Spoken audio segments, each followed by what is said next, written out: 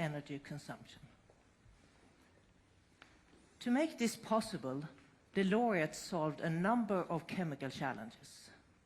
They tamed a reactive element. They built two homes between which lithium ions can travel in a controlled manner. Use, recharge, many hundred times to make a durable battery. I now hand over to my colleague, Olof Ramström, who will provide you with more details in a highly short story. Thank you so much, Sarah. That's absolutely correct. This is a highly charged story of tremendous potential. And as you, of course, have understood, this is all about batteries. But before we can actually understand more of the very important discoveries that our three laureates have made, we need to maybe remember a little bit about how actually a battery operates. For example, a AA battery you can see here to the right. So as you see to the left here, this is a simplified drawing of a typical battery. So you can see it contains two electrodes, an anode and a cathode, and those are separated by some kind of electrolyte. It's typically a liquid that can host or accommodate charges or ions.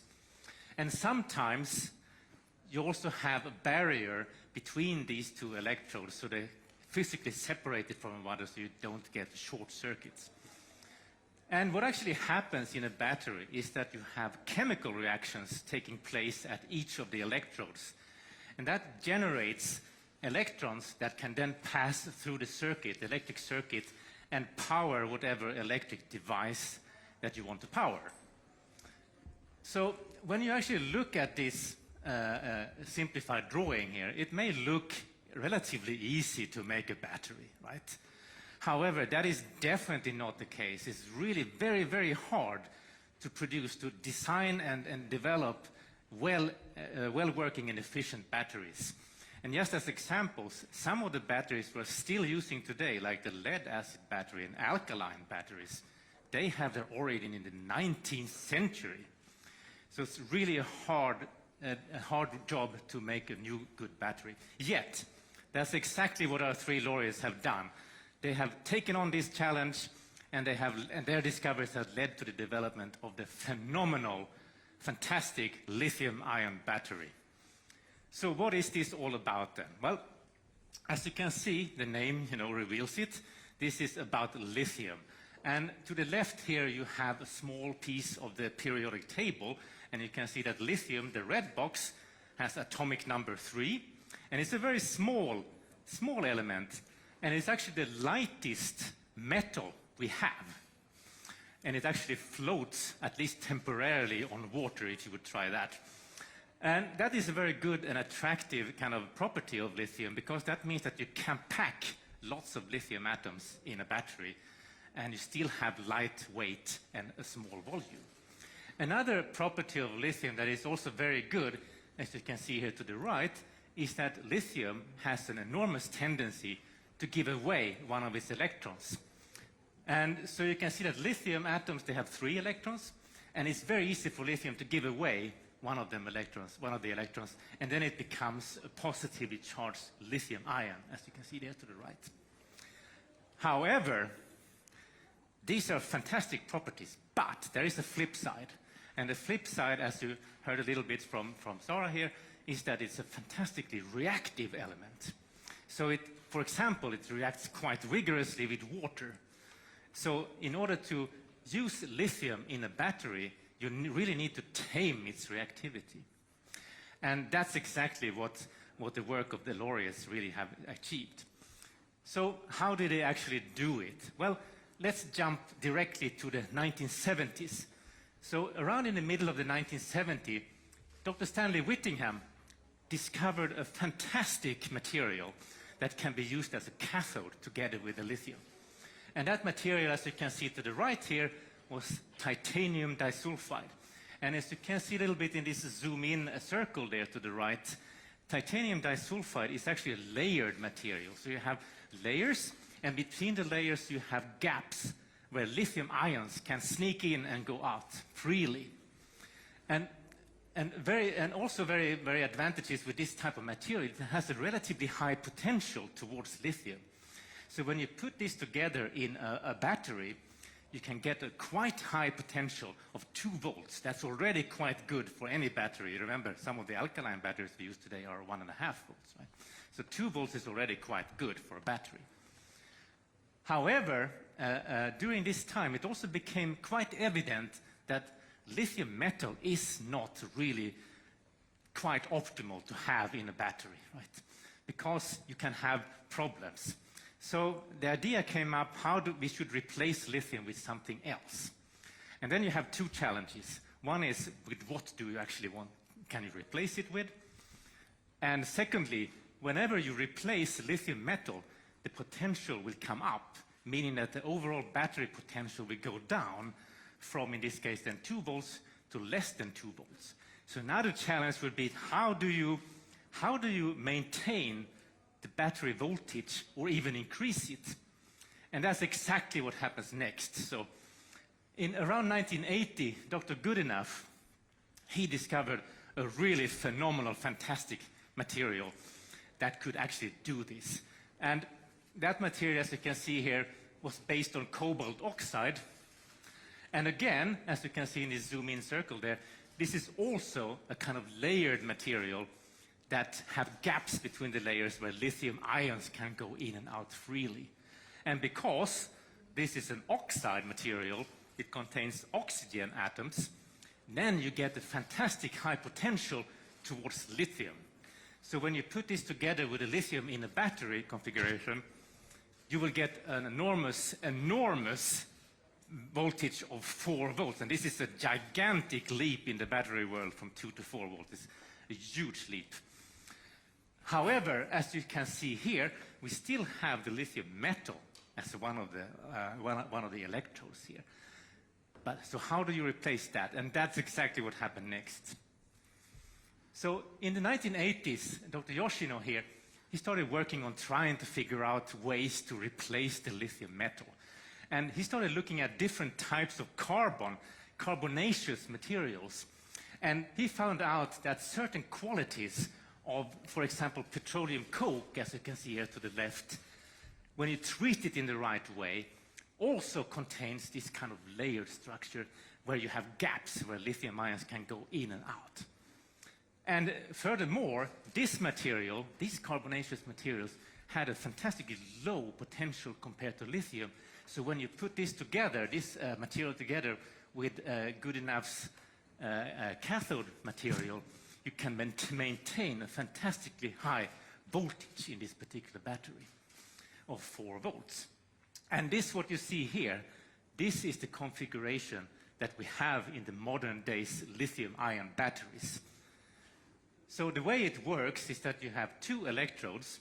Both of these electrodes are materials which can take up and release lithium ions at different potential. So what happens here is that during discharge, you have lithium ions going from one material across the electrolyte and into the other material. And at the same time, you can see that the electrons are passing through the circuit, driving your electric device. And this makes it very safe, because here you don't have any trace of lithium metal. So it makes it much safer. And also, what is very important here is that you can turn this process around. So if you plug this battery into a power source or a charger, you can reverse the process and you can recharge the battery. And of course, this process you can do many, many, many times, hundreds of times before the battery actually degrades or loses its capacity. So you can see that these discoveries really led to the development of a fantastic product, the lithium-ion battery. And as you can see on the next slide here, we have found applications, this type of battery has found applications in many, many, many instances. And you can see everything from small mobile electronics, if nothing else, not the least the mobile phone you have there in the middle that we're all using all the time, every day. Most of us at least. But also larger objects like vehicles, electric vehicles like bicycles and cars and other things. But as you can see to the right here, it's also increasingly being used as a complement to power sources, energy sources that fluctuate over time, like solar energy and wind energy, for example. So you can see that this battery has had a dramatic impact on our society. And it's very clear that the discoveries of our 3 laureates really made this possible. So it's really been to the very best benefit of humankind. So by that, I just want to leave the word back to Secretary Hansson. Thank you, Olof. Thank you very much. So let's see if we have our new Nobel laureates, one of them available on the phone. Yes. Hello, Dr. Yoshino. Yes? Yes. Hello, Dr. Yoshino. This is Göran Hansen of the Academy again. Thank you very much. Thank you for being with us at the press conference. Yes. Now we have many journalists here, and I'm sure they would like to ask you some questions. Are you ready? Yes, sure. Yes. Congratulations, Dr. Yoshino. This is Swedish television, Thank you. public service television. All this happened, all your work regarding the lithium-ion battery happened decades ago. Would you say that there was a long work period, or was there one moment when you realized, I have it now? Yeah.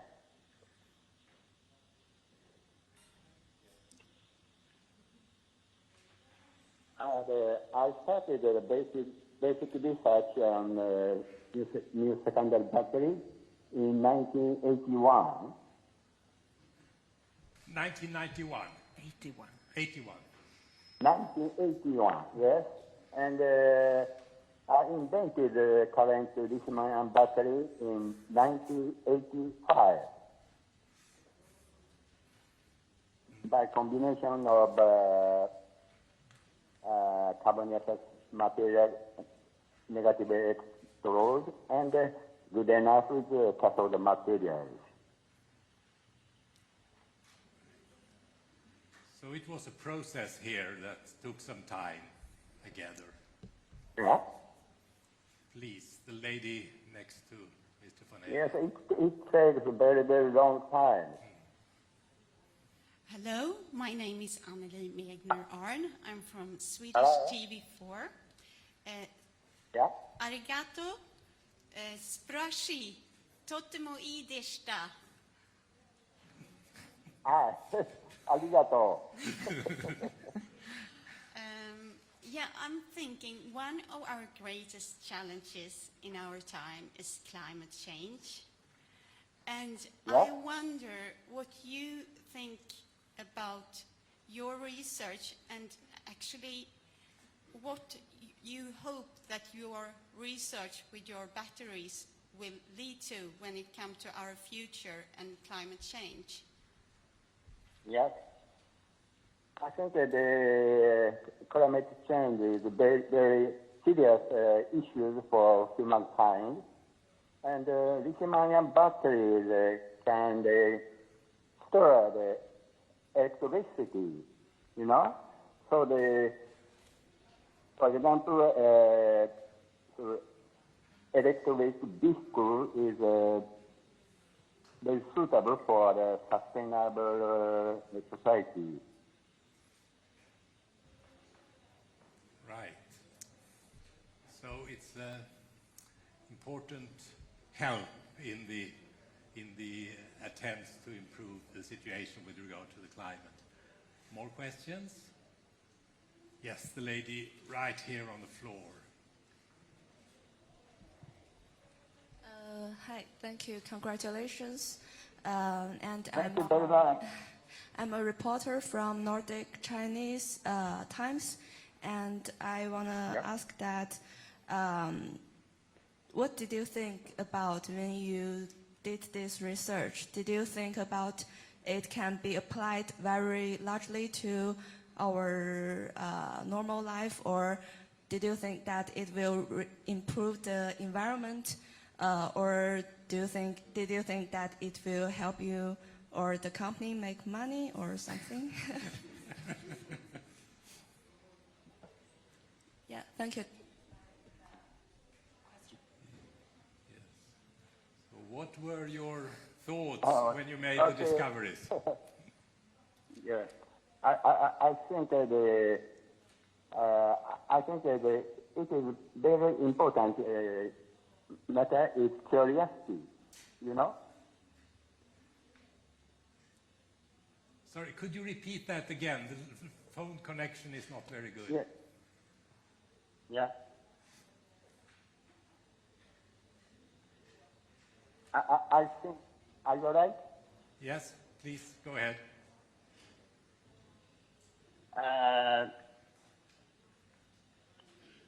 Curiosity is very important for the researchers. Okay? Yes, so curiosity was a major driving force for you. Yes, that's right, I think so. Right. So curiosity-driven research that leads to great benefit for humankind. Any more questions? Yes. David Keith from Associated Press over here. There, on the platform. Yes. Thank you very much. Congratulations, sir, on winning this prize. You join a number of very prestigious laureates in winning this. Yeah. How did you react to earlier today when you received this call and you knew that you were now a Nobel laureate joining this history? Mm-hmm.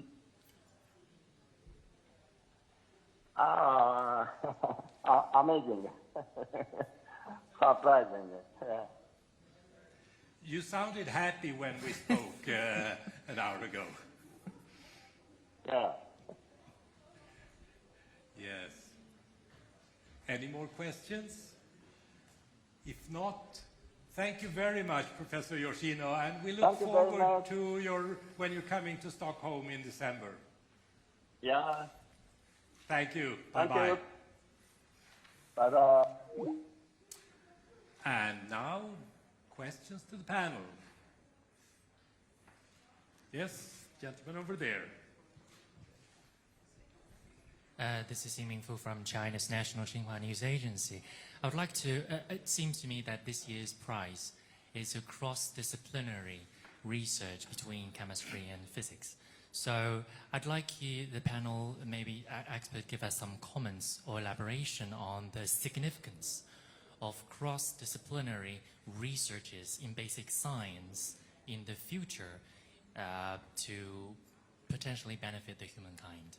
Let's hear from both of you. Who would like to start? Well, I can start. It's absolutely correct. This year's award is very much a multidisciplinary effort. So you can say that we have had input from all sorts of chemistry, not the least electrochemistry, which is of course at the heart of this award, but also other branches of chemistry that had to come in to make this reality. But also, as you say, it's also definitely connected to physics. And if you want to go even one step longer, it's also definitely connected to engineering and development of the actual products. And so I would say that this is definitely a very good example of when all these all these disciplines can come together, and you can find touching points between the disciplines that can lead to such an important, and dramatically high impact product that we've seen here with the lithium-ion battery. So I think that's a really very good comment there. Sarah, would you like that? I could add that, I foresee that a lot of new discoveries in the future, important discoveries, will be interdisciplinary. So it will require scientists in different fields that are experts within their fields, but to be able to communicate. And chemistry is sort of in the middle. It's between physics and medicine, and everything is molecular or atomic. So chemistry is always going to be part of many new developments. Maria Gunther? Yes, Maria Gunther from Dagens Nyheter. Thank you very much for this prize that we have been waiting for some years. I would like to know, will John Goodenough be here in December? We have not been able to reach him, unfortunately, so we don't know. Any more questions? Have you had your morning coffee yet? Yeah, there's a gentleman who has had his morning coffee. Yes. Stefan Trump from the German news agency DPA.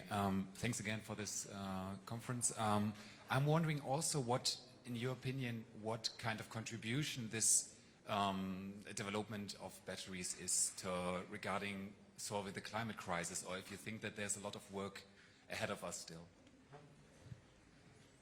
Well, I can start.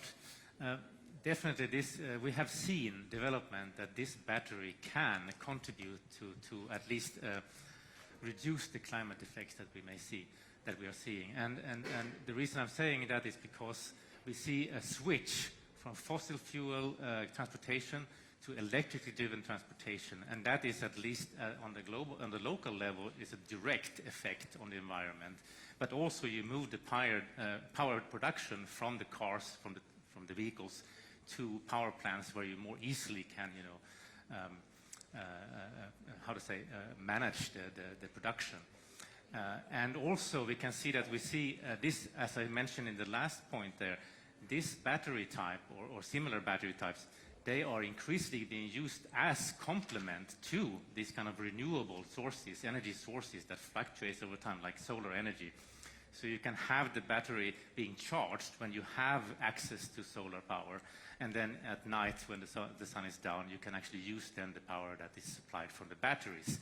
So definitely those two things that are really making an impact, and probably will make much more of an impact in the future.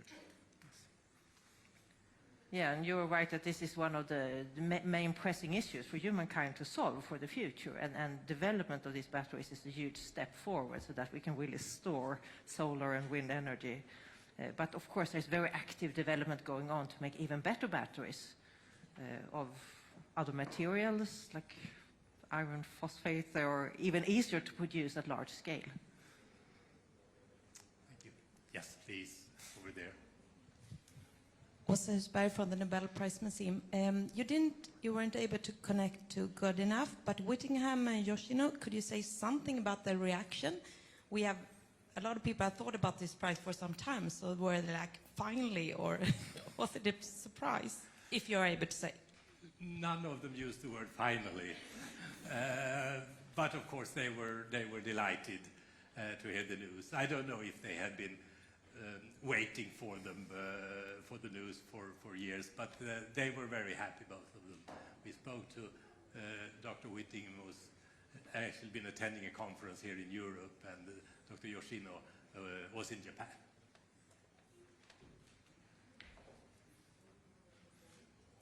Please. It's a question somewhat related to the previous one about the benefits. The Alfred Nobel grant specifies that this should be for the greatest benefit of mankind. So the question to the panel is, do you have ongoing discussions about what that actually means? And today we're looking at questions about the benefits for climate change.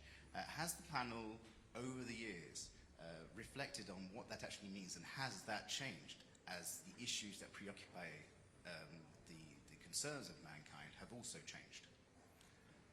I'm sure we can all comment on that. Let me start. The stipulation in Nobel's will that the work should be of greatest benefit for humankind, as we state in our news translation, could mean, of course, benefit in different ways. And the benefit here is obvious, and that's the importance of this chemistry and technology for a more sustainable world has, of course, increased its relevance in recent times and made it a very timely award now, although several of the discoveries were made quite some time ago. if you take a prize like yesterday's physics prize, there is no such immediate application. But we firmly believe that knowledge is of great benefit for humankind. So the benefit can be of different types. There is a benefit in the knowledge, and there is often a benefit in the application, now or at later times. Yes, and as Göran said, the benefits can really be of different kinds. It can be applications that we can all see in front of us and appreciate, but it can also be that the discoveries change the way we think, and that gives us a leap forward. So there can also be prizes that really change the paradigm from what it used to be, and we now have new insights. Any more questions? If not, then we'll close the press conference. Thank you very much for your interest. Now there'll be opportunities for interviews with experts and panel members. Thanks so much.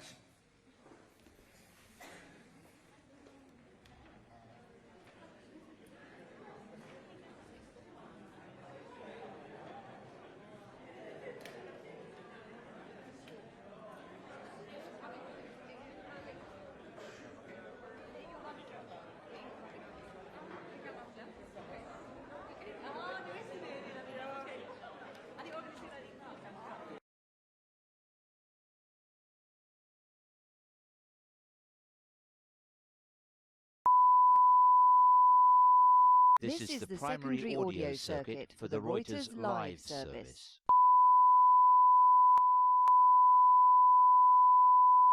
This is the primary audio circuit for the Reuters live service.